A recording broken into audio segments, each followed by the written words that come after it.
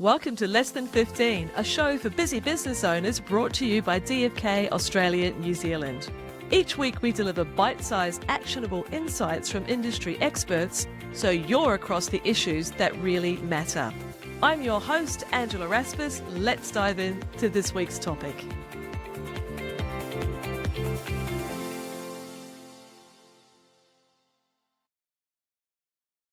Hello and welcome to another episode of Less Than 15, where you're getting bite-sized business bulletins about the things that really matter, actionable insights for small business owners and leaders just like you. And today we have a really interesting topic, which I am looking forward to myself digging down into. And we're very fortunate to have the experienced and insightful Maree McPherson with us. Thank you for the time you're spending with us here today, Maree. Absolute pleasure, Angela. It's a joy to be here. Fantastic. And just to give you a little bit of insight as to why this woman has so much to share with us, Maree's mission is really centering on transforming organizations and SMEs into enduring legacies. She has an enormous amount of experience helping leaders with their adaptability. In short, she really helps leaders think. And can we put an asterisk there? Think differently and more expansively. She really has experience in the executive and organizational coaching areas, but it was her role in the national mentoring program through the Australian Rural Leadership Foundation, where this concept of expanding the natural definition of mentorship, as we all might see it, really took a turn. So Maree, could you give us an idea of how is reverse mentoring different from or an expansion of traditional mentoring, and what was your experience that really opened your eyesight and heart to this sort of approach? I think way back in my CEO career, I first experienced reverse mentoring, Angela, without realizing that that's what was happening. I had a younger team member who had worked internationally in several different fields, and she brought such a different perspective to so many of the issues that we were dealing with in the organization. And I found that I would often go to her as a bit of a sounding board on various themes. So if we were about to launch into a new part of the services that we delivered, she was often the person whose opinion I valued most because of the different perspectives she would bring, not just her youth, but the places she had worked, the organisations she had worked in.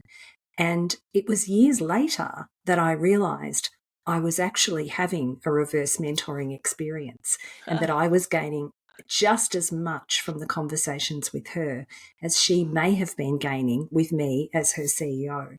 So very powerful. And I think there's also a degree of humility for us to recognize that it isn't a case of the guru on the mountaintop, sharing the years of experience down, but recognizing being open to that idea that these fresh perspectives that are right there in front of us are ready to be tapped into. So you turned that recognition and channeled it in such ways to bring the perspective and the opportunities of reverse mentoring probably through to your clients as well. So why do you think it is so important for an SME owner or leader to actively seek these opportunities for reverse mentoring today? Well, I think the most important thing, Angela, is that it avoids that sense of groupthink. So often what I see in organisations and in small businesses is that we recruit like for like. We load our executive teams with people who are very much like us. And when we come to make decisions or move into change processes, it's very easy to have everyone seeing things from the same perspective. We're all singing from the same hymn sheet. Well, actually, it could be quite useful if someone is singing a different chord. That could be a really great tell for what might be missing from the process. So for me, it's really important to diversify the range of advice that you're receiving or the range of insights and inputs that you're receiving. That's such an important point. We can sometimes be stuck in that paradigm, in that box of vision without even realizing it. And it can be very difficult to get the objectivity and that different Yeah. viewpoint without inviting that different voice to the table.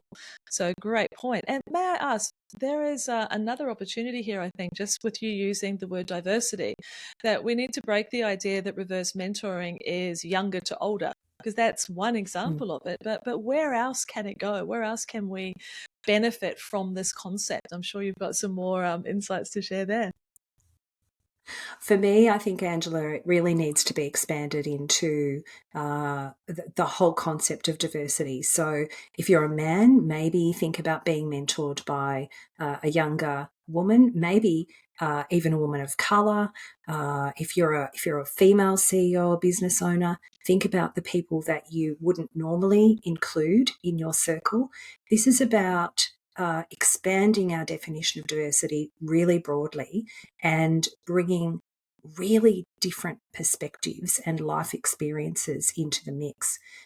Sometimes you require people who are more experienced and knowledgeable than you. That's the whole idea of that really formal thought about mentoring and its traditional definition. But sometimes what we need is really different perspectives. And I saw Mm, this taking place in the National Mentoring Program so beautifully in that we were able to match people from right across Australia in very, very different sectors and communities. And they would sometimes be being mentored by people who were younger than them or from a different cultural background, but might have had more technical expertise or technical knowledge to share. And what we found was that mentors and mentees were gaining just as much from that enriched relationship.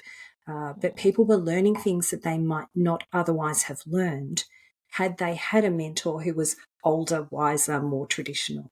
So it was a Yeah. very, very powerful outcome. Ah, so that reciprocity, that almost unexpected reciprocity that was happening from the process. There's another Yeah. thought that's popping up into my mind is how do we, or what role might unconscious bias play in preventing people from engaging in reverse mentoring? Have we come across that? And do you have any thoughts or experiences to share there? That's such an interesting point. I suspect that, I mean, we all have an unconscious bias. Most of us Mm, also have unconscious biases towards ourselves, believe it or not. But there's a very, it's a very big pull, isn't it, to mm, focus in a particular area where we feel safe, familiar, mm. unchallenged. It's human to want to hang out in your tribe. And Yes. the minute that you kind of disrupt that, it feels uncomfortable and discombobulating. And I think that's usually a sign that you're about to learn something wonderful. So it's that Yes. sense of it's that sense of a breakthrough of, oh, this doesn't feel quite comfortable for me. I'm really pushing myself outside the limits. That's a great tell. Mm. That idea of embracing the uncomfortability and to, I guess, almost like train your brain to not feel fearful, but to, yes, recognize this as a growth edge. And that can be, I mean, I can imagine it could be challenging for a business owner where, especially in the uncertainty of the environments that we're operating in today, is that do I need to also introduce this next level of uncomfortability when is it really necessary? But I think the point that I'm hearing here is that the access to innovative thinking, because you are accessing a fresh perspective, so it might have a payoff in a way that you can't even imagine. So I guess going into these without expectation, but having the openness is where the richness could potentially lie. That's so true. And I think there's an added element here, which is if we look at the world economy and the way populations are moving, the way that the world is becoming so much smaller, we're all more mobile. We're recruiting lots of skilled people from different countries into Australia. It would be unwise for businesses not to pay attention to what's happening around them in the globe and nationally.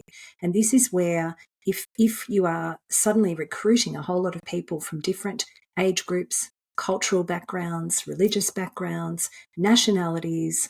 They might be from the rainbow community. There's so many different people that are part of our workforce now that we have such a rich experience available to us, and we should be tapping into all of that.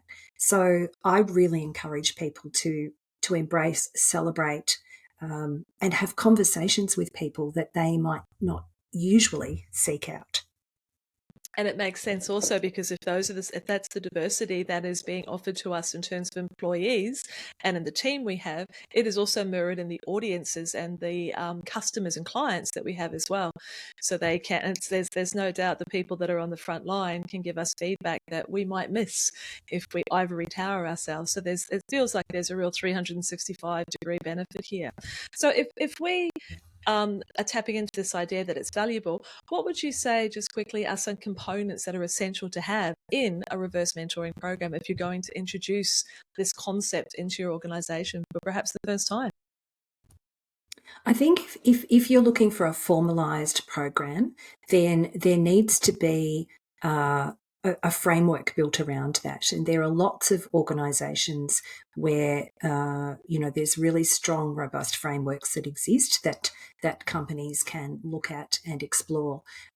So there's two ways of doing it. One might be to think about, is there a mentoring program that exists in our industry that we could participate in? Or do we want to develop one for ourselves? So I'd say don't reinvent the wheel. Look at what works in other parts of your industry sector and then put the framework around that so that you do have boundaries and protections for everybody involved in a formal program. And I would say the essential components would be really excellent matching with the outcomes. Think about the outcomes you want to achieve from such a program. Do some excellent matching, put training in place for your mentees and mentors so people know what's expected of them, and perhaps set some time limits. So in a lot of formal mentoring programs, they might run for 6 months or 12 months. Relationships often go much, much longer than that, but actually having a time limit can keep people focused on what it is that they're wanting to achieve. They sound like really great places to start. So if you're feeling, as a listener, if you're feeling a pull towards this as a concept, yes, let's do the homework first and see what is out there. I love the idea of not reinventing the wheel. Well, Maree, as we're bringing this first conversation, this initial conversation to a close, is there any last points that we haven't touched on that you think is important for an SME leader or owner to consider when it comes to this concept of reverse mentoring? Is there a pearl of wisdom that we have not yet unturned?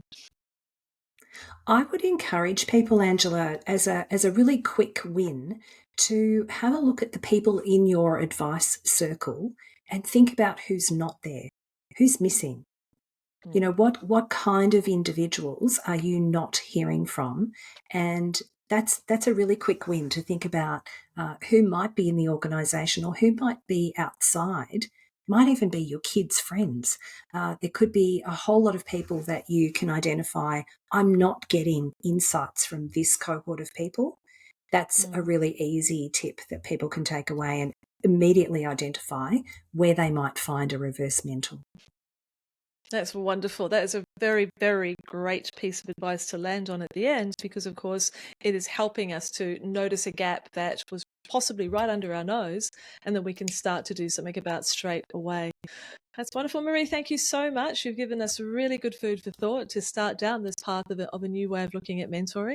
I'll make sure that your contact details are on the show notes page if someone would like to have a conversation with you about this subject in more detail. I really appreciate your time. It's been a pleasure, Angela, and I can't believe how quickly that time disappeared.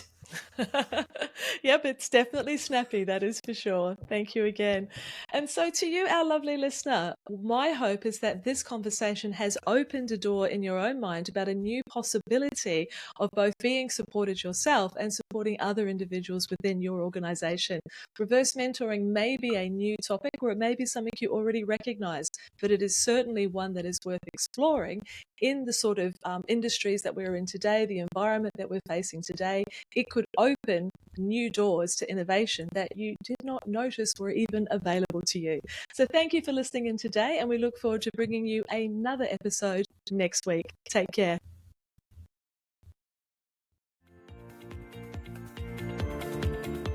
We hope you enjoyed this episode of Less Than 15 and have a fresh idea or two to take action on. Hit the subscribe button so you catch every bite-sized business bulletin. And we'd love you to leave a review or perhaps share the episode with a friend. Less Than 15 is brought to you by Accountants and Business Advisors DFK Australia New Zealand, helping business owners make better decisions through local knowledge, national connections, and global reach. We'll be back next week with more valuable insights to help you and your business grow.